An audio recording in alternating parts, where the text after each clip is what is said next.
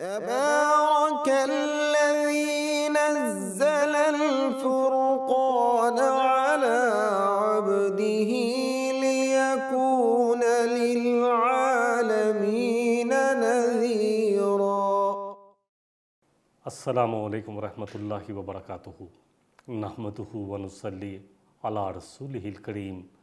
اما بعد فاعوذ باللہ من الشیطان الرجیم، بسم اللہ الرحمن الرحیم۔ رب اشرح لی صدری ویسر لی امری واحلل عقدۃ من لسانی یفقہوا قولی واجعل لی وزیرا من اہلی رب زدنی علما۔ الحمدللہ اس سے پہلے ہم 11 پروگرام کر چکے ہیں۔ آخری پروگرام میں ہم نے جہاں بات مکمل کی تھی وہ تھی کہ جب بھی ان سے کہا جاتا کہ آؤ اللہ اور اس کے رسول کی طرف، آؤ اس چیز کی طرف جو تم پر نازل کی گئی، یعنی اس قرآن اور نبی صلی اللہ علیہ وسلم کے فرمان عظیم کی طرف، آپ کی سیرت کی طرف، آپ کی عظیم زندگی کی طرف اتباع کرو، نبی صلی اللہ علیہ وسلم کی اطاعت کرو، اللہ اور اس کے رسول کی۔ اللہ کی اطاعت کیا ہے؟ اللہ کی اطاعت یہ ہے کہ اللہ کو یکجا مانا جائے۔ اللہ کی عبادت، اللہ کی اطاعت یہ ہے کہ صرف اللہ کی عبادت کی جائے، صرف اللہ سے مانگا جائے، اللہ کے ساتھ کسی کو شریک نہ کیا جائے، اللہ کا جو بھی حکم ہے بے چون و چرا اس کو پورا کیا جائے، اور نبی صلی اللہ علیہ وسلم کی اطاعت بھی کرنی ہے اور آپ کی اتباع بھی کرنی ہے۔ اللہ کی اطاعت میں اللہ سے محبت، عاجزی، سب کچھ آ جائے گا، حد درجے محبت۔ اللہ جو ہے سب چیزوں سے زیادہ محبوب ہو جو میرے اور آپ کے لیے، اور پھر حد درجے عاجزی، اللہ سے ڈرنا، اللہ کا تقوی۔ نبی صلی اللہ علیہ وسلم کی اطاعت کیا ہے کہ آپ نے فرمایا ہے، جو حکم دیا ہے اس پر عمل کرنا، اور اتباع یہ ہے کہ آپ نے جیسی زندگی گزاری ہے آپ کی اتباع کرنا، یعنی آپ کی سیرت پر عمل کرنا۔ لَقَدْ كَانَ لَكُمْ فِي رَسُولِ اللَّهِ أُسْوَةٌ حَسَنَةٌ، کہ تمہارے لیے نبی صلی اللہ علیہ وسلم کی ذات میں زندگی گزارنے کا بہترین نمونہ ہے۔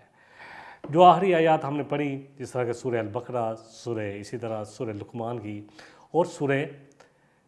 المائدہ کی آیت نمبر 104 جو ہم نے پڑھی، اللہ فرما رہے ہیں وَإِذَا قِيلَ لَهُمْ تَعَالَوْا إِلَىٰ مَا أَنزَلَ اللَّهُ وَإِلَى الرَّسُولِ قَالُوا حَسْبُنَا مَا وَجَدْنَا عَلَيْهِ آبَاءَنَا۔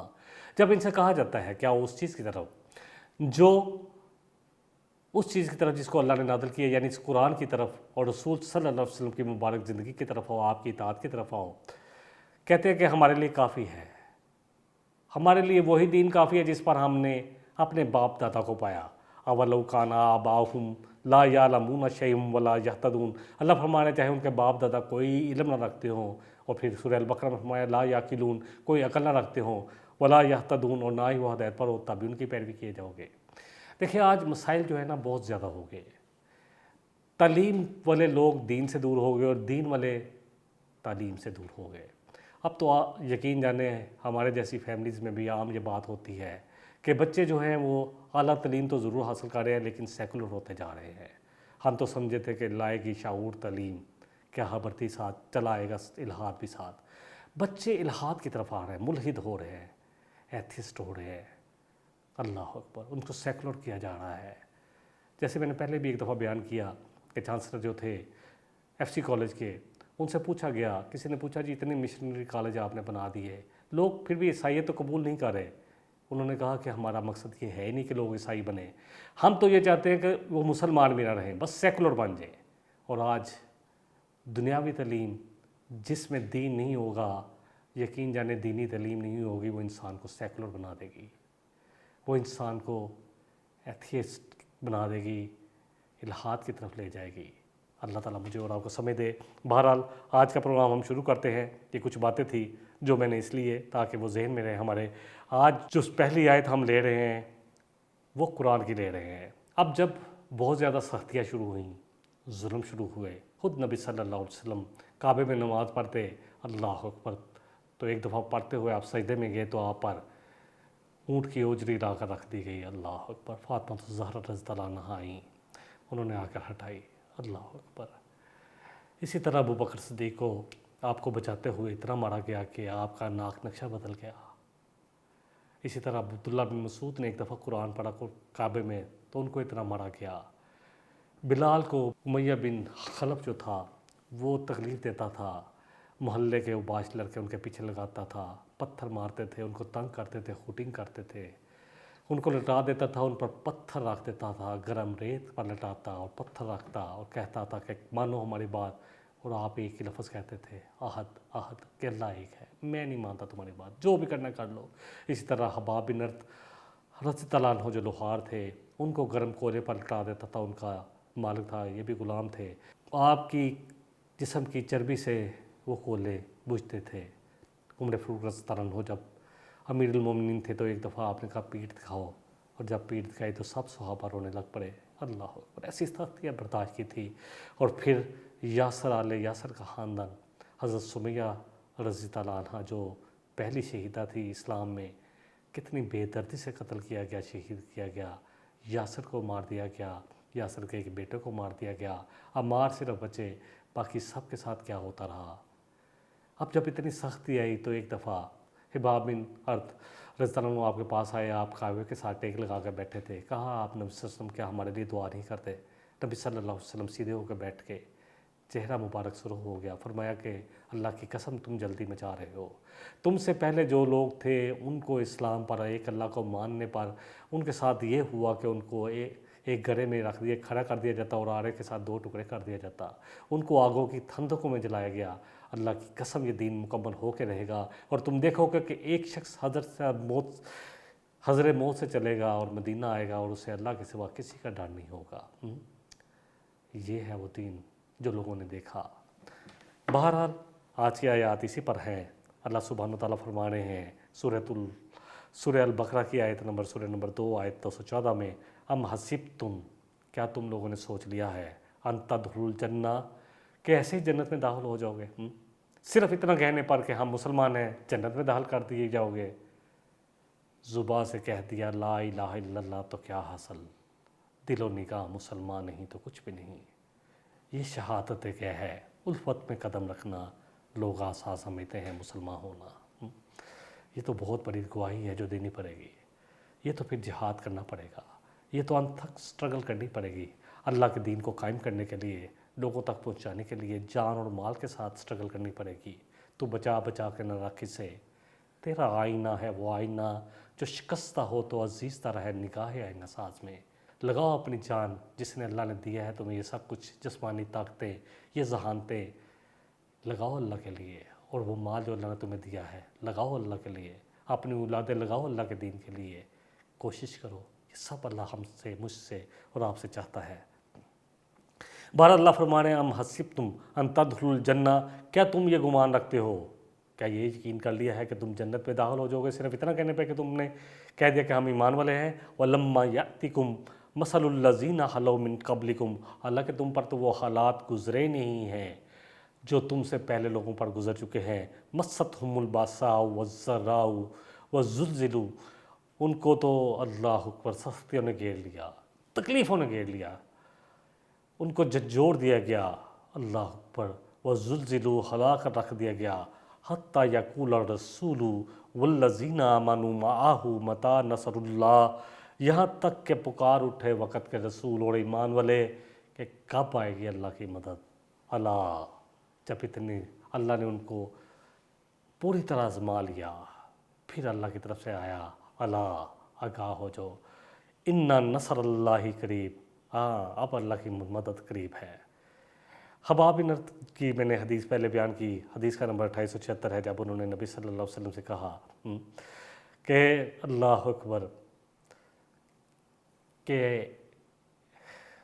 آپ ہمارے لیے دعا نہیں کرتے، تو آپ صلی اللہ علیہ وسلم فرمایا کہ ابھی تم پر وہ سختی آئی نہیں۔ اور پھر اس میں حباب بن ارت کا معاملہ جو ہے، اللہ اکبر، ان کے ساتھ انہوں نے یہ حدیث بیان کی ہے موصب بن عمیر کے بارے میں۔ موصب بن عمیر وہ شخص تھے جو ہر روز ایک نیا جوڑا پہنتے تھے، اور ان کے لیے ملک شام سے جوڑے آتے تھے، خوشبو لگا کے نکلتے تھے، لوگ دور سے دیکھ لیتے کہ پتہ چل جاتا کہ موصب بن عمیر آ رہے ہیں۔ اسلام کے لیے قربانی دی، والد فوت ہو چکے تھے، والدہ نے منع کیا، چاچا سمجھا رہا تھا، نہیں مانے، گھر چھوڑنے پر تیار ہو گئے، اور انہوں نے کہا پھر لباس جو پہنا ہے وہ بھی تو ہماری کمائی کا ہے، یہ بھی اتار جاؤ۔ اللہ پر چٹائی لپیٹ کر اپنا دین بچا کر نبی صلی اللہ علیہ وسلم کے پاس آئے، اور پھر یہی تھے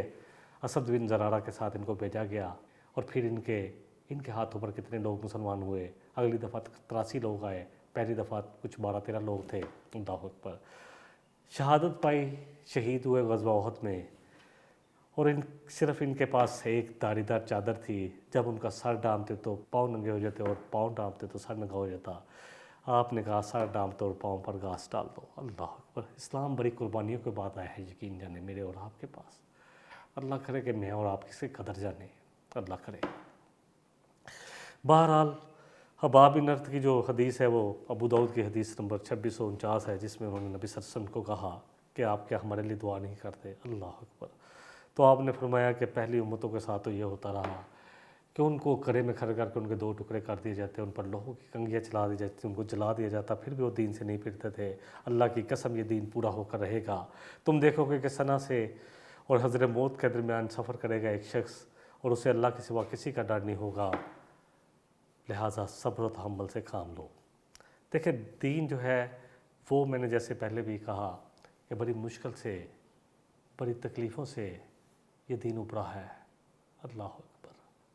بڑی جد و جہد ہے صحابہ کی، صحابیات کی اس کے لیے، اور نبی صلی اللہ علیہ وسلم کا اللہ اکبر کیا کیا قربانیاں ہیں۔ کتنے رشتہ دار حضرت حمزہ جن سے پیار کرتے تھے، آپ کے خالازاد بھی تھے، آپ کے چچا بھی تھے، آپ کے بچپن کے ساتھی بھی تھے۔ اللہ اکبر، ان کو غزوہ احد میں شہید کیا گیا، ان کی لاش کا مسئلہ کیا گیا۔ کیا کیا تکلیفیں نہیں ہیں آپ صلی اللہ علیہ وسلم کی زندگی میں۔ آپ کے سارے بیٹے آپ کے ہاتھوں میں وفات پا گئے، آپ کی ساری اولاد سوائے حضرت فاطمہ الزہرا رضی اللہ عنہا کے آپ کے ہاتھوں میں گئی۔ کیا کیا تکلیفیں آپ نے نہیں دیکھی دین کے لیے۔ اس دین کے لیے آپ کے دندان شہید ہوئے، اس دین کے لیے آپ کا لہو بہا، اس دین کے لیے آپ پر کوٹی ہوئی، طائف میں آپ پر پتھر برسائے گئے، اس دین کے لیے، صرف اس دین کے لیے۔ بہرحال حضرت یاسر جو ہے ان کے دن جو فیملی کے ساتھ ہوا، تو اس پر اللہ سبحانہ و تعالیٰ نے اللہ اکبر یہ آیتیں اتار دیں، اللہ اکبر، کہ کیونکہ ان کو اب تنگ کیا جا رہا تھا، اپنی فیملی میں وہی بچے تھے، تو ایک دن ان کو رو کے کہا گیا کہ تم یہ کلمہ جب تک نہیں کرو گے، یہ بات نہیں کہو گے محمد صلی اللہ علیہ وسلم کے خلاف، تو ہم تجھے قتل کر دیں گے، اذیت دے دے کے مار دیں گے۔ تو انہوں نے اپنی صرف جان بچانے کے لیے ایک کلمہ کہہ دیا، جس کا ذکر سورہ نحل میں آتا ہے۔ اللہ فرمانے من کفر باللہ من بعد ایمانہ، وہ جو کفر کر لے اللہ پر ایمان لانے کے بعد، لیکن دل میں اس کے ایمان بسا ہو کراہت کے ساتھ،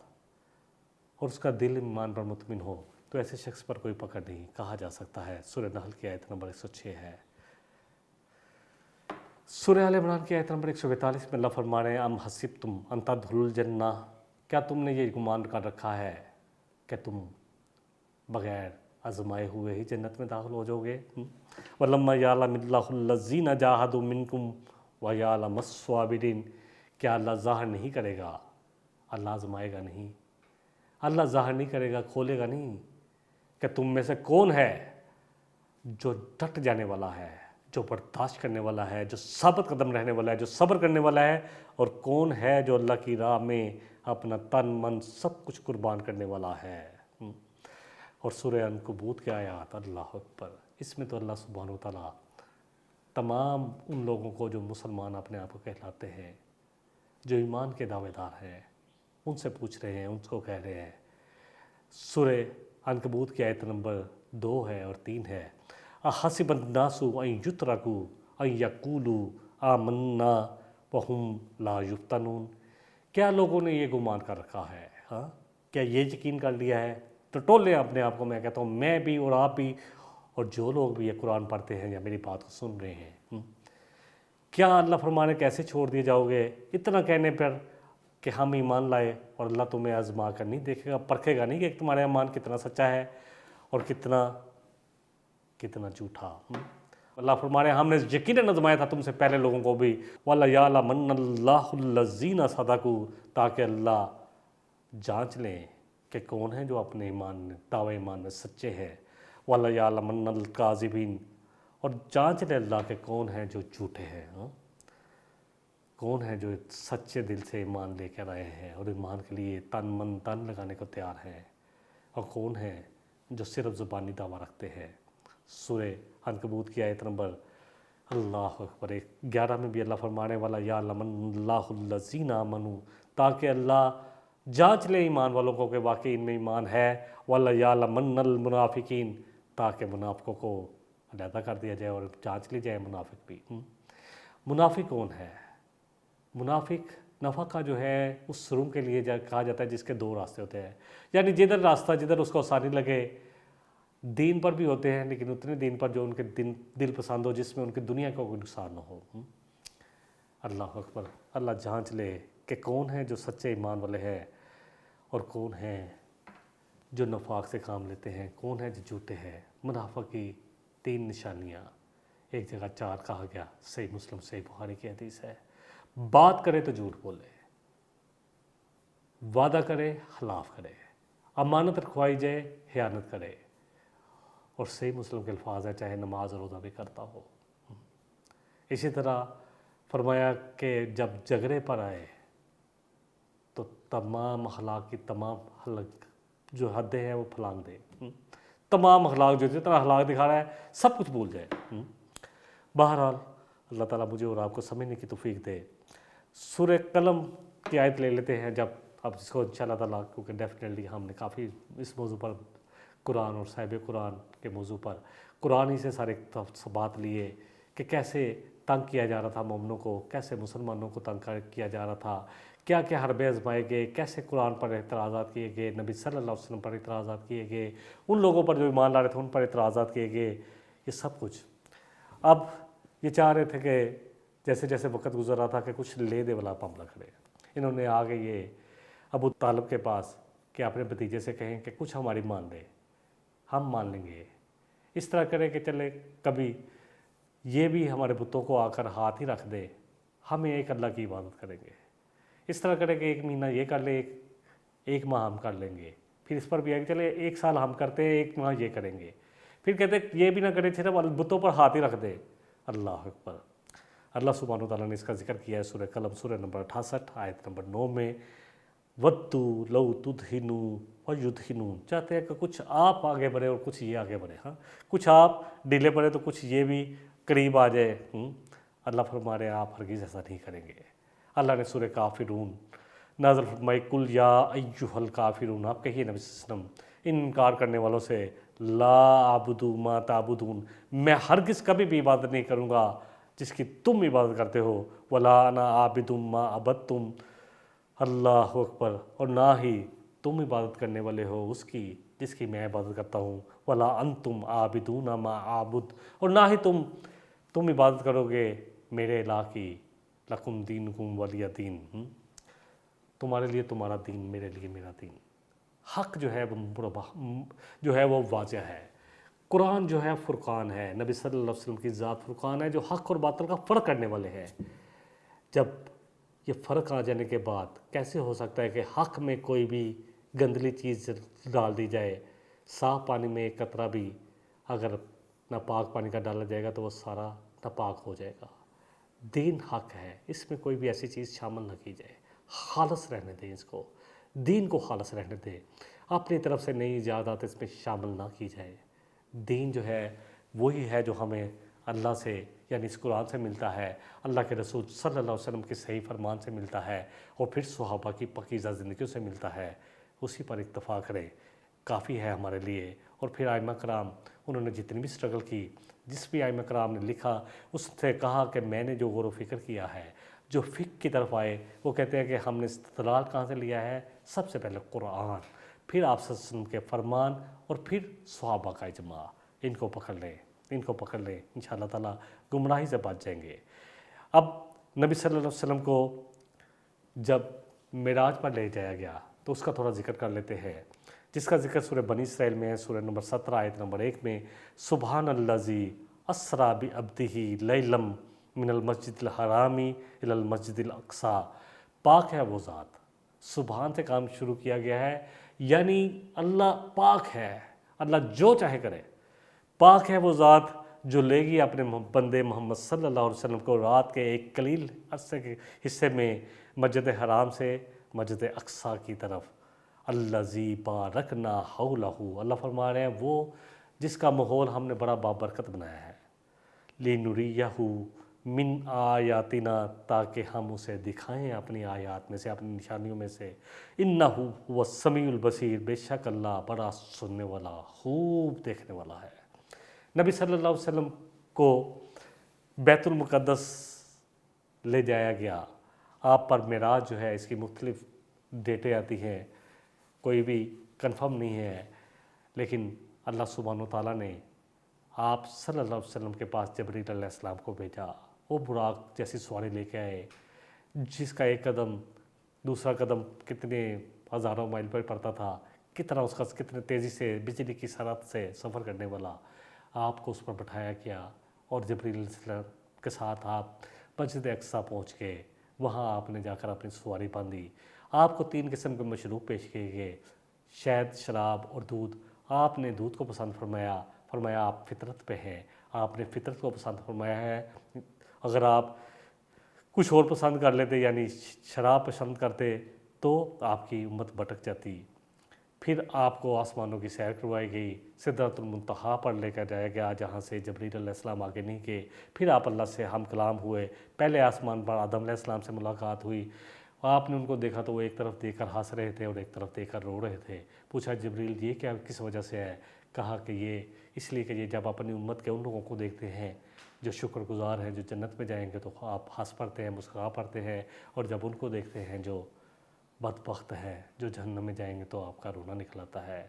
پھر آپ کی ملاقات دوسرے آسمان پر عیسیٰ علیہ السلام اور یحییٰ علیہ السلام سے ہوئی، تیسرے آسمان پر یوسف علیہ السلام سے ہوئی، چوتھے آسمان پر ادریس علیہ السلام سے، پانچویں آسمان پر ہارون علیہ السلام سے،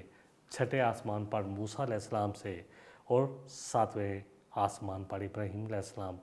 سے۔ وہ بیت المعمور پر ٹیک کے ساتھ ٹیک لگائے بیٹھے ہوئے تھے۔ بیت المعمور جس طرح بیت اللہ ہے زمین پر، اسی کی سید مرا آسمان پر ہے، ساتویں آسمان پر، وہاں پر ایک ٹائم پر 70,000 فرشتے طواف کرتے ہیں، اور ایک فرشتہ اللہ اکبر جو ایک دفعہ کرتا ہے دوبارہ قیامت تک اس کی باری نہیں آنی۔ اللہ کے مخلوق کے بارے میں ہم نہیں جانتے کہ کتنے فرشتے ہیں، اللہ اکبر۔ ابراہیم علیہ السلام ٹیک لگائے بیٹھے تھے اور کہا کہ اپنی امت کو میرا پیغام دیجیے، جنت کی زمین جو ہے اس پر اپنی ذکر کے پودے لگائے، پہلے تو جنت ایکوائر کر لے، اللہ کی جنتوں کے مستحق بن جائے اس کے فضل کے ساتھ، کوششیں کرے، ایٹ مور اسٹرگل، من اراد الآخرہ،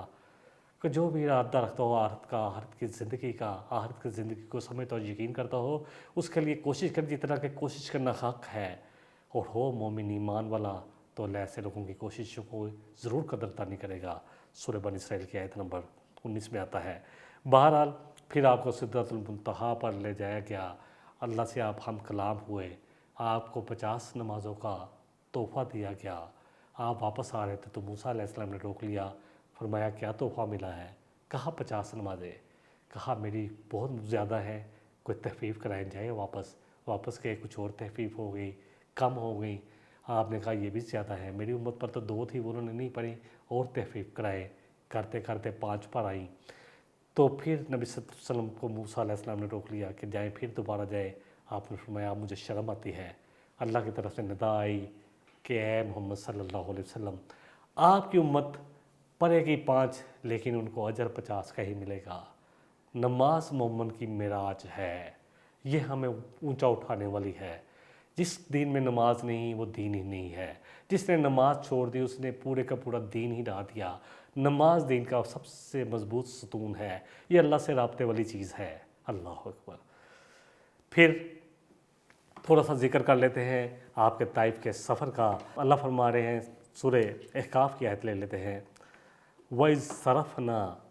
إِلَيْكَ نَفْرًا مِّنَ الْجِنِّ يَسْتَمِعُونَ الْقُرْآنَ، جب جنوں کی ایک جماعت کا آپ کے اوپر سے گزر ہوا اور آپ کا انہوں نے قرآن سنا، یہ واقعہ کب ہوا؟ شوال 10 نبوی طائف آپ تشریف لے گئے، کیونکہ اب آپ نے کہا کہ کوشش کرتے ہیں کہ شاید طائف والے جو ہیں وہ اسلام قبول کر لیں۔ 60 میل کی مسافت پر طائف آپ پہنچے، بنو ثقیف کے 3 سردار مسعود، حبیب اور عبد ایک شخص کا نام جو بیٹا تھا جو تینوں بیٹے تھے عمرو بن سقفی کے، بنو ثقیف کا جو پہلے سردار تھا، اس کے 3 بیٹے، مسعود تھا، خبیب تھا اور اب تھا، ان کے پاس جا کے آپ نے اللہ کی دعوت پیش کی۔ انہوں نے آپ کی بات نہیں سنی، بلکہ اقتضا کیا کہ تو ہی رہ گیا تھا، اللہ اکبر، جس کو اللہ نے اپنا رسول چننا تھا، اور کہا کہ آپ ٹھہرو بھی نہیں، یہاں ٹھہرنے کی اجازت نہیں دی کہ چلے جائے، اور پھر یہاں بھی اکتفا نہیں کیا بلکہ اوباش لڑکوں کو آپ کے پیچھے لگا دیا، جو آپ پر تانے کس رہے تھے، ہوٹنگ کر رہے تھے، اور آپ پر پتھراؤ بھی کر رہے تھے، 2 طرف لائن بنا کے کھڑے ہوتے اور آپ پر پتھر پڑ کے آپ کو پتھر مارتے۔ آپ کے ساتھ صرف زید بن حارثہ جو آپ کے منہ بولے بیٹے تھے، اللہ اکبر، جو آپ کے غلام تھے وہ تھے، وہ آپ کو بچانے کی پوری کوشش کرتے، لیکن کیسے بچا پاتے؟ ایک طرف جاتے تو دوسری طرف سے پتھر آ لگتا،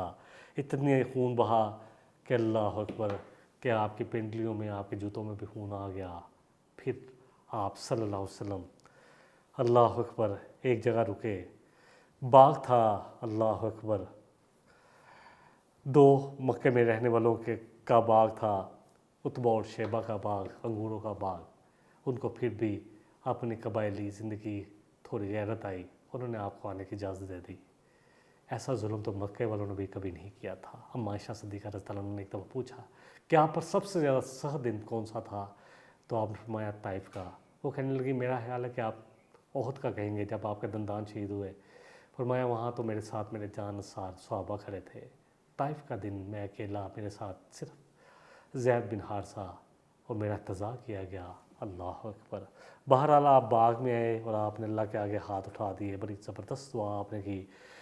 اے اللہ، میں اپنی کمزوری، بے کسی اور لوگوں کے نزدیک اپنی بے قدری کا شکوہ تجھے سے کرتا ہوں، تجھے سے مانگتا ہوں، اے اللہ، تو کمزوروں کا رب ہے، تو میرا بھی رب ہے، یہ مجھے کن کے حوالہ کر دیا؟ کسی ایسے بیگانے کو میرے معاملے کا مالک بنا دیا، جو میرے ساتھ تندوہی سے پیش آئے، میرے ساتھ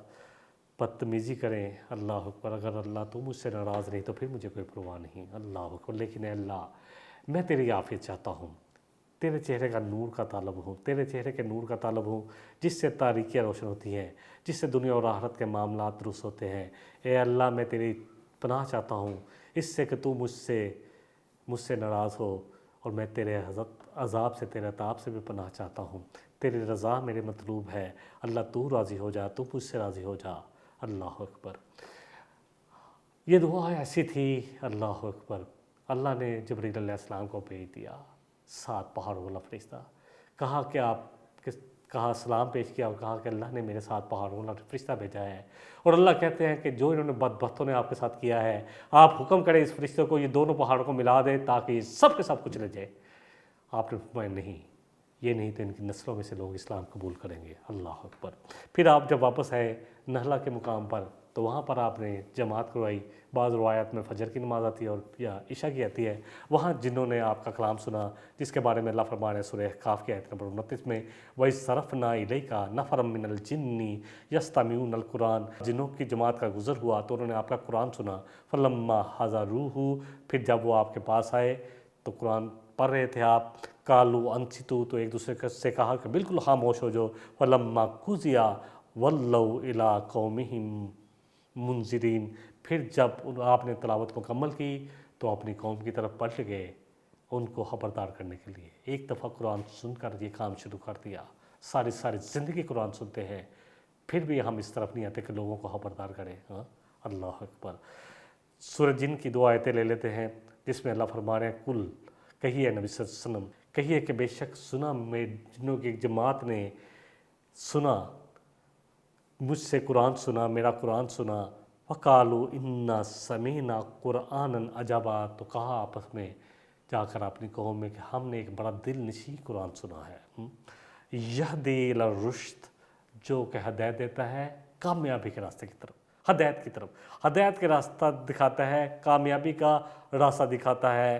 وَآمَنَّا بِهِ، پس ہم اس پر ایمان لے آئے، وَلَن نُشْرِكَ بِرَبِّنَا أَحَدًا، اب ہم اپنے رب کے علاوہ کسی اور کو نہیں پکاریں گے، ہر کس اپنے رب کے ساتھ کسی کو شریک نہیں کریں گے۔ یہ ہے وہ پیغام، یہی وہ پیغام ہے، ھذا بلاغ للناس، یہی وہ پہنچانے والا پیغام ہے، تاکہ لوگوں کو اس کے ذریعے خبردار کیا جائے، تاکہ عقل مند لوگ جو ہیں وہ سوچے سمجھے اور غور و فکر کرے۔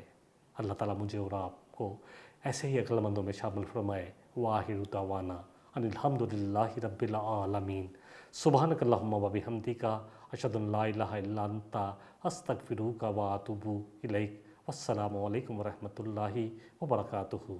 تبارك الذي نزل الفرقان على عبده